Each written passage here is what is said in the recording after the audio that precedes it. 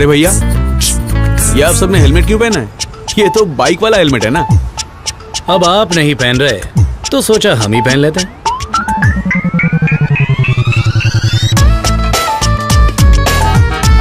असलियत में हेलमेट किसको शोभा देता है ये तो सबको पता है। बाइक चलाते वक्त सर बचाएं, हेलमेट पहने। Wear a helmet always, because helmet saves.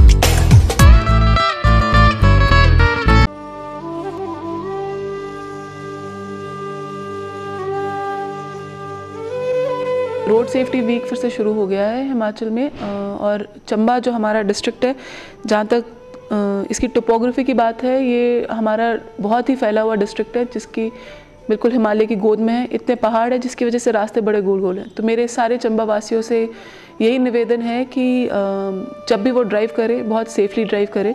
दारू पी के ड्राइव करने की बिल्कुल ज़रूरत नहीं है। हमारे यहाँ जितने भी एक्सीडेंट्स होते हैं आप देखेंगे उनकी फेटैलिटी बहुत ज़्यादा है। बाहर कहीं एक्सीडेंट्स होते हैं तो लोगों को चोटें आती हैं, लेकिन चंबा में एक्सीडेंट्स होते हैं तो लोगों की जान जाती है। और ये बहुत दुखद बात है कि जिन लोगों की जान जाती है उनकी एज ग्रुप बिल्कुल यंगस्टर्स की एज में है, 20-30s में हैं जो गुजर रहे हैं। देखिए, एक्सीडेंट कई प्रकार के होते हैं। कुछ एक्सीडेंट होते हैं कोलिजन एक्सीडेंट, जैसे गाड़ी का आमने सामने से कोलिजन हो गया है। इन सब चीज़ों में जो चोटें कम होती हैं, लेकिन जो हमारे यहाँ पर चूँकि टोपोग्राफी ऐसी है, जो एक्सीडेंट्स है वो खाई में गिरने वाले एक्सीडेंट से। तो दो चीज़ें हम कर सकते हैं, एक एक्सीडेंट से बचना, दूसरा है एक्सीडेंट अगर हो भी गया है तो उसमें जो चोट है वो कम लगना। एक्सीडेंट से बचने के लिए आपको यही देखना पड़ेगा कि आप रात के टाइम पे ठीक से गाड़ी चलाएं, अगर ज़रूरत हो तभी गाड़ी चलाएं, क्योंकि हमारे रास्ते बड़े गोल गोल हैं, इसलिए आपको अननेसेसरी तरीके से गाड़ी चलाने की ज़रूरत नहीं है। ओवर स्पीड ना करें। हमारे पास डॉपलर रडार है, हम अलग अलग टाइम पे डॉपलर रडार के यूज़ करके ओवर स्पीडिंग के चालान कर रहे हैं, लेकिन हम चाहते हैं कि आप चालान की नौबत ना पड़े और लोग अपनी हिसाब से समझे कि उनकी जान कितनी प्यारी है उनके लिए और उनके परिवार वालों के लिए, और बिल्कुल सेफ तरीके से चलाया जाए। क्योंकि हिमाचल है, पहाड़ है, इसलिए कहीं पर भी जो स्पीड लिमिट है 60 से ऊपर की कहीं पर भी नहीं है, नेशनल हाईवे पे भी नहीं है। इसलिए जहाँ पर तक देखा गया है जितने एक्सीडेंट्स होते हैं वो मोड़ वाले रीजन पे होते हैं जहाँ पर टर्न है, और टर्न की वजह से अगर आप अपनी स्पीड पे कंट्रोल नहीं कर पाते हैं तो गाड़ी इसी की वजह से खाई पे चली जाती है। आप जहाँ पर मोड़ है वहाँ पर हॉर्न पूरी तरह से बजाएं।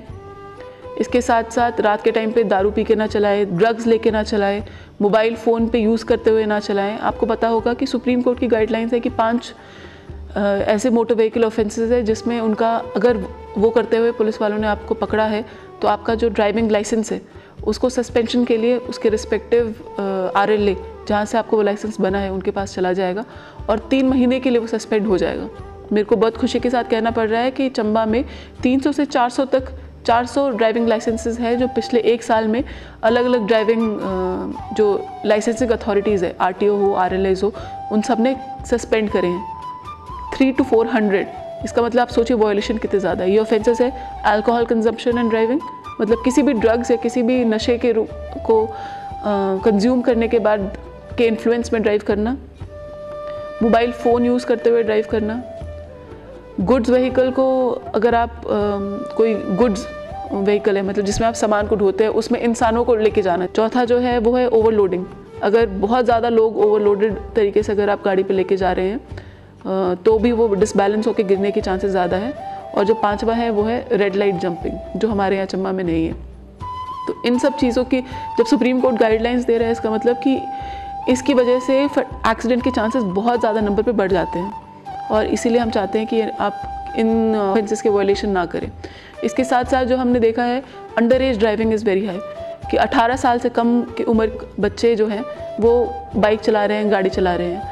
देखिए, there is a whole process. जब आप 16 साल के होते हैं पहले आप लर्निंग लाइसेंस के लिए अप्लाई करते हैं। जब आपको देखेंगे लर्नर्स लाइसेंस भी अगर आपको मिला है तो 2 इंपॉर्टेंट चीज़ें देखने को है। लर्नर लाइसेंस का मतलब नहीं है कि आप गाड़ी लेके कहीं पर भी जा सकते हैं, उसके साथ 2 कंडीशंस है। द फर्स्ट कंडीशन इज़ अगर आप लेस देन 18 है, आपके पास लर्नर लाइसेंस है, तो आपकी गाड़ी में आगे पीछे L लिखा होना चाहिए। जो दूसरी इंपॉर्टेंट चीज़ वो ये है कि लर्नर लाइसेंस का मतलब है कि आपके साथ अगर आप गाड़ी चला रहे हैं, साथ में अगर आप कोई 2 व्हीलर चला रहे हैं तो आपके पीछे कोई एक ऐसा इंसान बैठा होना चाहिए जिसके पास एक ऑथेंटिक लर्नर्स लाइसेंस हो, जिसको गाड़ी चलाना आना चाहिए। इसका मतलब ये नहीं है कि आप अपने दोस्तों को लेके जा सकते हैं। और ये आपको बता दूं मैं कि अगर कोई अंडर एज कोई बच्चा गाड़ी चलाते हुए मिलता है तो उसमें उसके पेरेंट्स के ऊपर केस कर दिया जाता है।